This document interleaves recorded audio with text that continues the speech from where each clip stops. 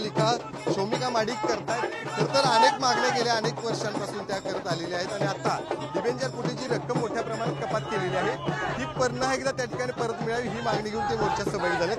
काय एकंदरीतच ही मागणी आहे, काय नेमके कारण आहे? शेतकऱ्यांची मागणी आहे, प्राथमिक संस्थांची त्याच्यासोबत मागणी आहे की जी डिबेंचरची रक्कम 40% कपात केलेली आहे ती त्यांना परत मिळावी, नाही तर दूध बिल फरकामध्ये तरी वाढ करून मिळावी, अशी त्यांच्या दोन मागण्या आहेत.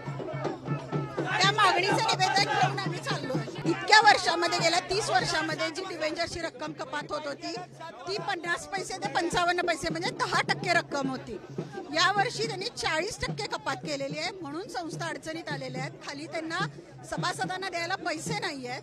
म्हणजे एका संस्थेचं जर मी तुम्हाला बिल दाखवलं तर त्यांना 11 लाख रुपये येणं आहे, त्यातले 4 लाख रुपये कट केलेत. मग त्यांनी खाली द्यायचे कसे? आता तरी तुम्हाला शेतकऱ्यांना बघून असं वाटतं का त्यांची दिवाळी गोड असती तर आज ते घरी बसले असते. पण आज कुठेतरी तो आक्रोश आहे. 10 दिवसाचा त्यांना वेळ दिला होता, त्या 10 दिवसात एखादी बैठक होणं अपेक्षित होतं. किमान आमच्या 4 प्रतिनिधींना बोलवून त्यांनी जर याच्यावरती तोडगा काढला असता तरी चाललं असतं. पण इतके दिवस प्रशासनाने अजिबात काही दखल घेतलेली नाहीये. आज मला वृत्तमानपत्रातनं असं कळतंय की नेत्यांची काल बैठक झाली. ही बैठक ज्यावेळेस त्यांना पहिल्यांदा निवेदन प्राप्त झालं तेव्हाच होणं अपेक्षित होती.